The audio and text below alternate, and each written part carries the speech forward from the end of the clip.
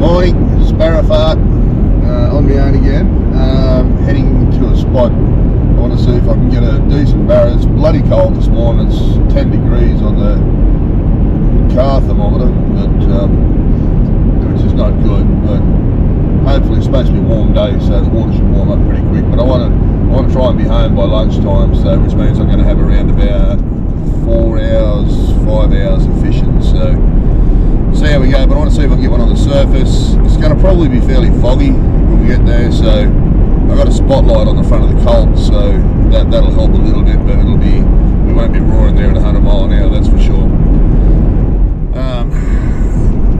Yeah, it's one of those things today. I'm just going to muck around. It's a short day. I've got the fly rod just in case if the water's clear enough. It's a big afternoon tide, so this morning's tide's not that big, but the afternoon tide's going to roar in really quick, so yeah, that'll make the water dirty for where I want to be, so what I want to be doing. So anyway, we will catch you on the water very shortly.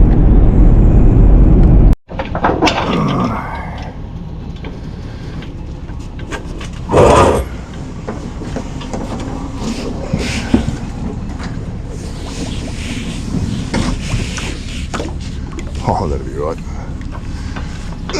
Do the walk of death.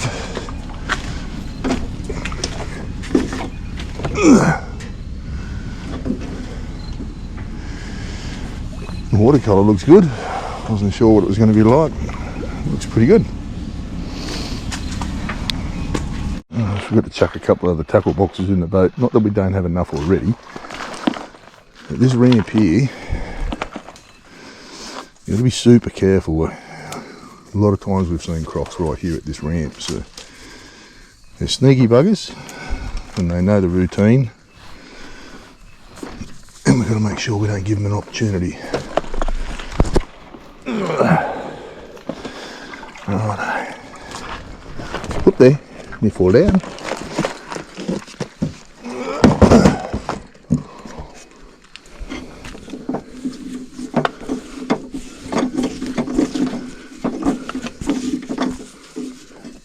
Alright,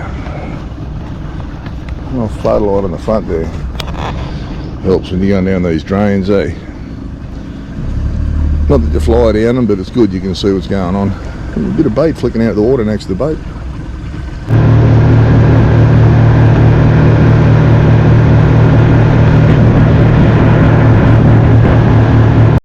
Look at the mud, I've got mud everywhere. Part of it. Alright, let's have a bit of a surface pop. Not a pop, a fizz. I've got a fizzer on here. So this is one of, you see how noisy they are. This is one of Jamie Flett's new bad breed, what they call a bad breed. And they're a big fish lure. They're not made for chasing smaller fish. Not made for jacks and rat barras. You can tell just by looking at the componentry on them. They're meant for big fish, but the hook toes, blades, everything on them is heavy duty, so, and noisy. I like that. We'll have these in the shop. Oh, jeez. We'll have these in the shop next week, I think. So, if you want them, get ready. There's a big bow wave just chased one in. I missed it. I didn't sort of see it until it was a little bit too late. Looking on the side scan, there's good fish moving around, so see if we can get a decent one on surface. How cool is that look? Holy magpie geese.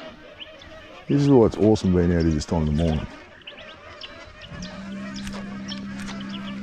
I'm going to throw a hard body in here, I think, because there's definitely fish there on the sounder.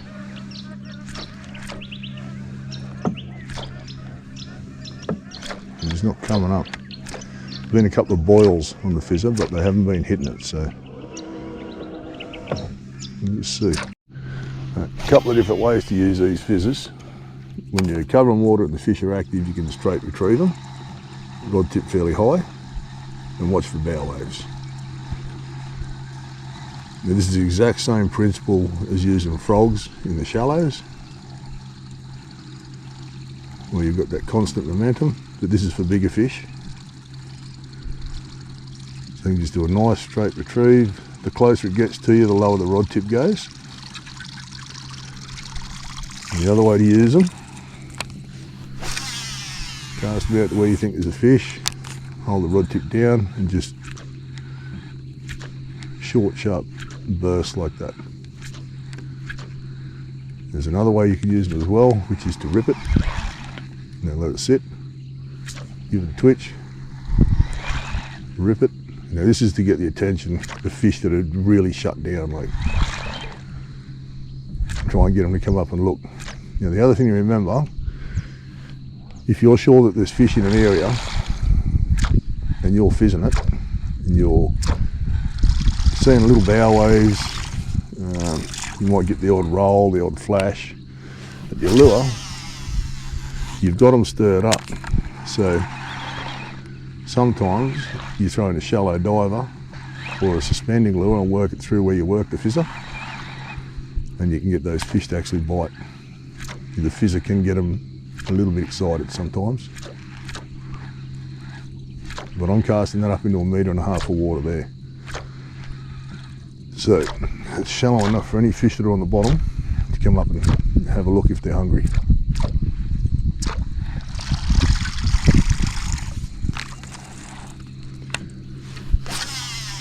These things cast well too. They're not light, as I say, they're not a finesse type lure. They're a big fish lure. A little short, sharp winds like that and let it sit. The reason I'm holding the rod tip down is because if something bites it or sucks it in, I'm not tight. Like if I hold the lure like that and something bites it, the lure can't go backwards into his mouth, you miss the hook up. So you always want that rod tip either off to the side or down.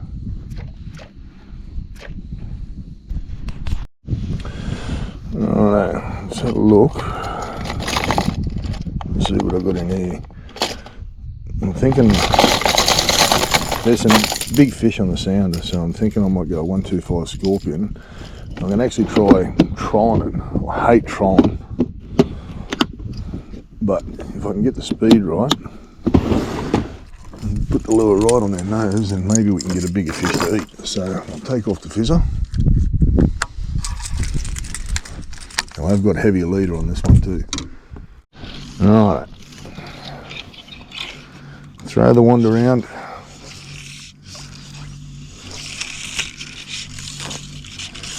See if we can catch a fish on the long wand.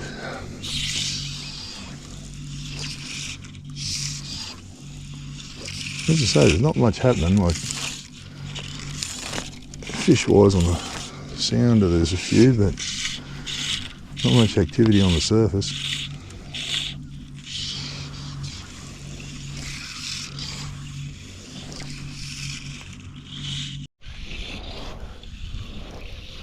This little fly that I got on here is one of Ben Chambers' little deceiver.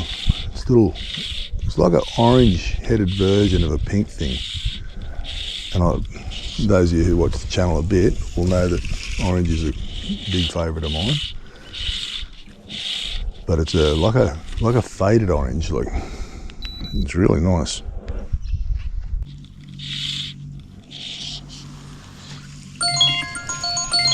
My lovely wife.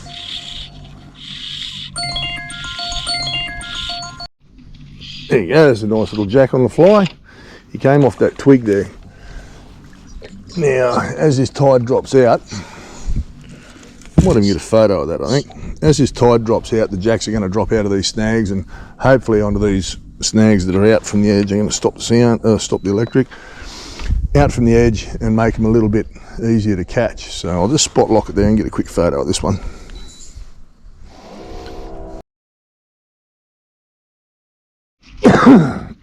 So that little jack, there was no hesitation in that. So hopefully, if he's anything to go by, then it should be a bit of fun with the fly. Little cod.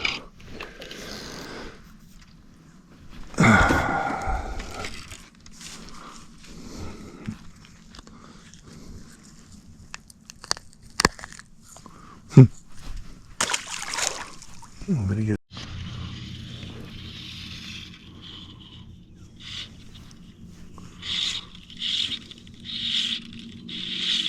There's something in there moving, jelly prawns. The thing is, that can be anything. That can be bloody trevally or queenies, jacks, barras, archers, brim. You don't know what it's going to be. All of them file snakes there.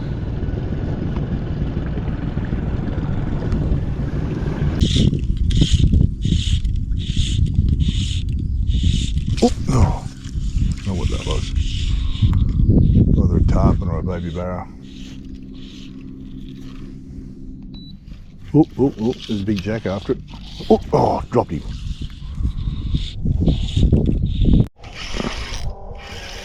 So I've just been bouncing one of these soft plastics next to that tree there.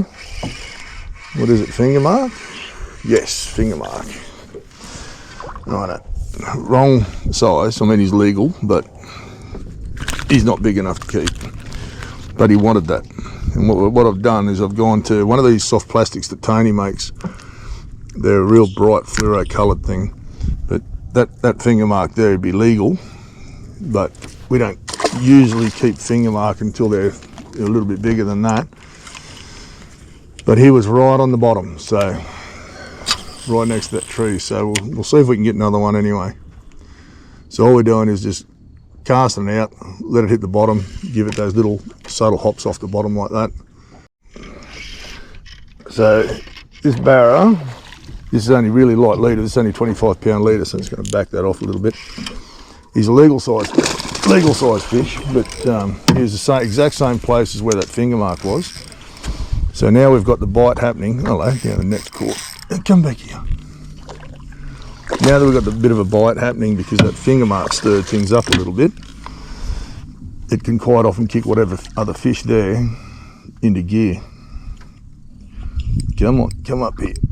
Come up here.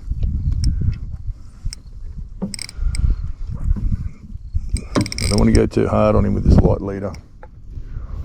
Alright, come in. There we go. Oi. Righto. Just get this out of him. Jesus, it's down there. It's way down the throat. These softer rods too. So this Samurai Refraction, this is a 6 to 12 pound. And when I'm using light leaders, light line, I go to that rod simply because it doesn't straighten hooks or pull hooks out of fish. So there we go. Beautiful, how cool is that? He's just on legal, but he can go back. Exact same place again. About the same size fish, maybe a fraction. Oh, yeah, about the same size. But this one's hooked in the corner of the mouth, so. Oi. Hey, come on. This bright colour's definitely doing it.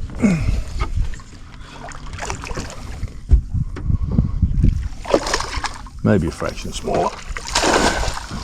We'll just get the hook out and get him straight back in. Ow!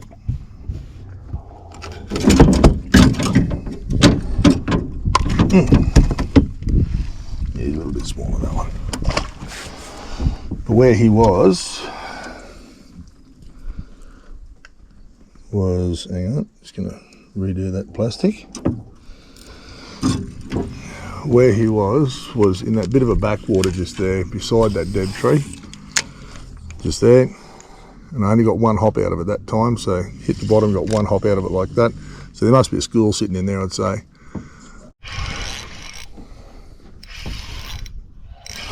All these fish are around about the same size, yeah. You got my tail off that one. Ugh. The reason I'm netting these smaller fish is because I'm using that lighter leader. And I don't want to bust them off. This one's a bit smaller again. He's the smallest fish so far out of them, but he hit the hardest. So. this new material that Tony's making these plastics out of is heaps tougher. He's baby that one. Yeah, it's heaps tougher, this stuff. Coddish or jackish? Coddish.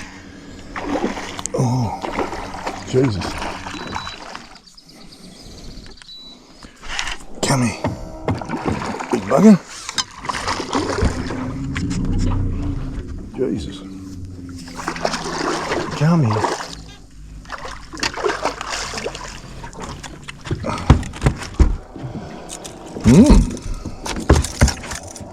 Okay.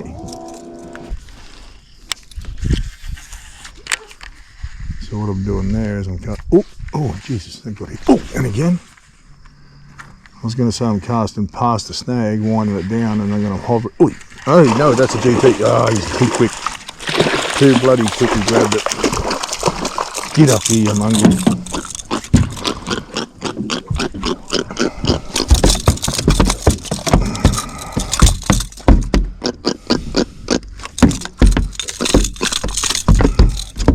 Come here, don't go up under there. Go.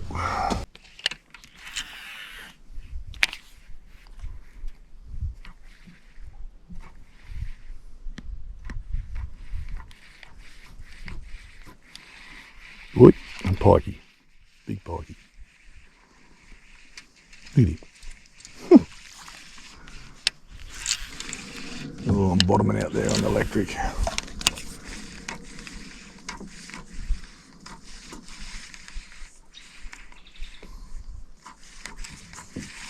Time to get out of there.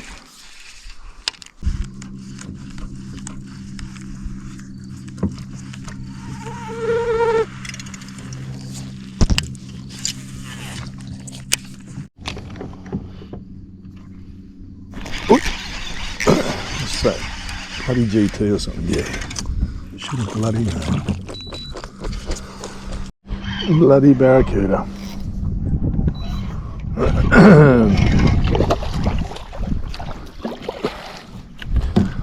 Not sure if you know. No. Oh, you bastard! Bit me off. Not sure if you know this, but they are not my favourite fish. I reckon I just had a decent sized finger mark just chase me up and hit me there. It looked like a finger mark, it came right up close to the surface. So we'll see. We'll see if it comes back.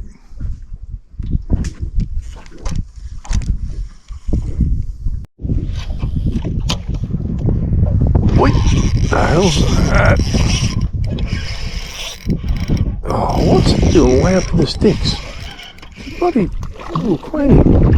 Spot lock it down. That's a nicer fish. Oh, it was a nicer fish. About 80.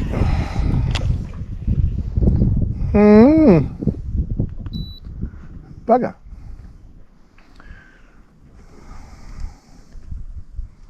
Real good solid bite too, that one.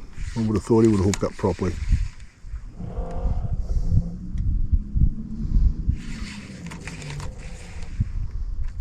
Oh, that was another one.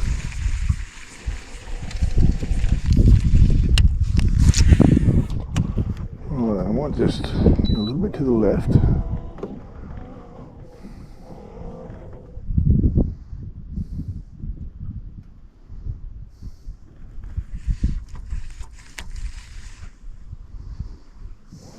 Oh, that's another one. Oh, legal size, but not quite as big as the other one. Sorry about that, battery ran out. You can't change batteries while I'm fighting a fish. Women probably can, freaking multitask, but not me. Right, where is he? Ow! What the hell?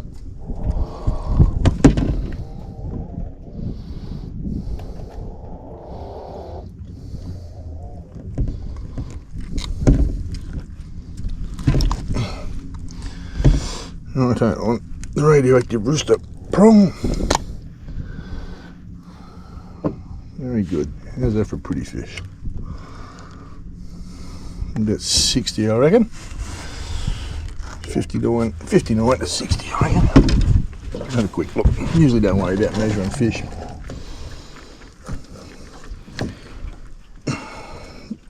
61.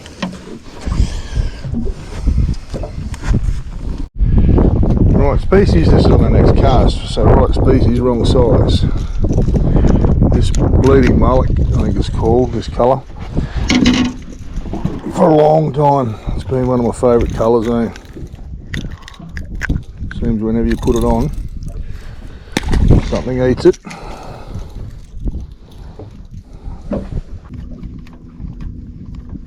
So this is dead low tide. Mind you, the tides are out into what the tide chart says it's going to be. The tide is like way out, so I'm going to be much later home than what I thought. I've already made the phone call, so no one's worrying. Another big pile of them file snakes there. Must be their mating season.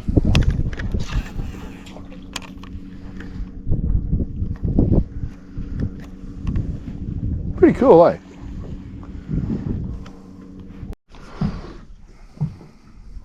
Just chucked a hard body into that snag there. And, oh, I don't know what that was. That big GT grabbed it. Oh, I think that's the same thing. Nah, Queenie just as bad. Barra. This one I've got on heavy leader on that 7-inch paddle prawn, so I can lift him on that. He'd probably be just on or just under legal. Get this out of him and get him back in.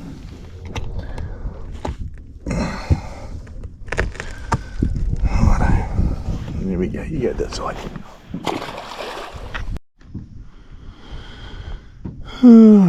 There's fish in here, but they're bloody hard to get a bite out of.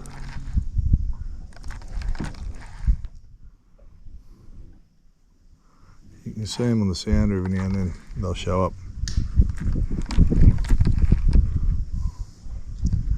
They're down deep, and they just do not want to bite. Apart from that little one a minute ago, but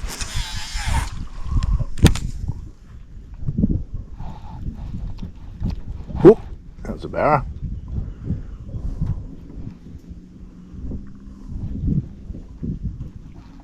You should have been able to see him, I'd reckon.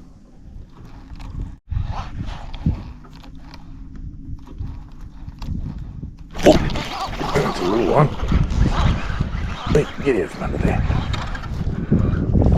Little baby ones. Bigger ones in there. I've seen the bigger ones on the sounder. Alright, come here.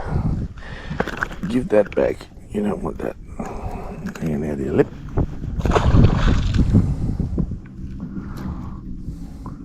Just missed another one down deep then.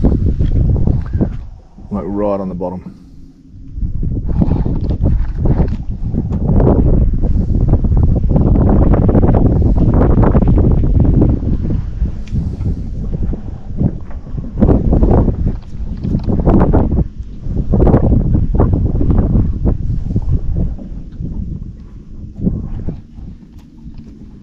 Oh, that's one. Oi. Oh, wow.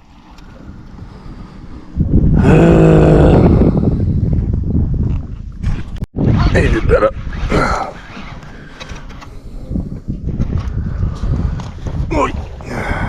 The rod that I'm using here is the heavy runoff, and the reason I'm using it is because, oh you bugger, the reason I'm using it is because the chance of hitting a metre fish in these snags here is quite good, which is why I've gone to the 7-inch paddle prawn and the heavier rods. So I'll straighten this back up again. Well, you know how I was just saying that I used my big heavy rod for the big fish? Well, I just got smoked into a snag there, and I don't know why my hook's fallen out, but my hook's fallen out. He went from there, streamed off 30-pound braid up under that snag, and yeah, hook came out, so I've got no idea. They're taking a bit to get a bite out of, but yeah, it's still worth persisting with them. But I'm letting it sink right down to the bottom, which has taken quite a while because I've only got like, that's why I haven't been recording it, and I've only got like a small ball sinker on it, so.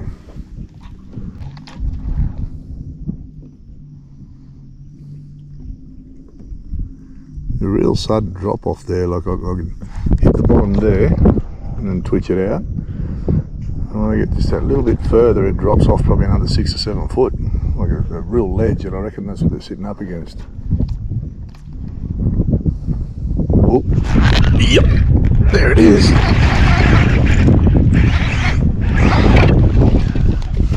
It's a brute rod, this thing. He's probably just legal.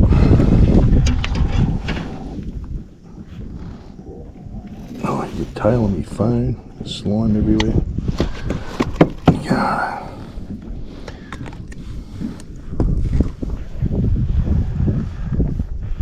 He'd probably be just on legal.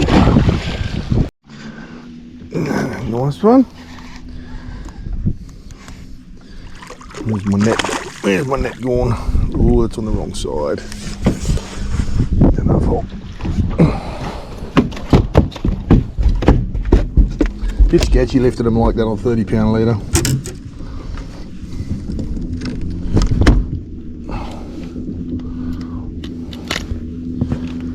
There we go. You go that side.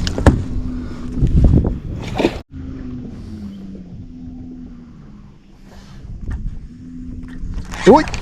Little one. Very little one. Look at that little bugger. Oh.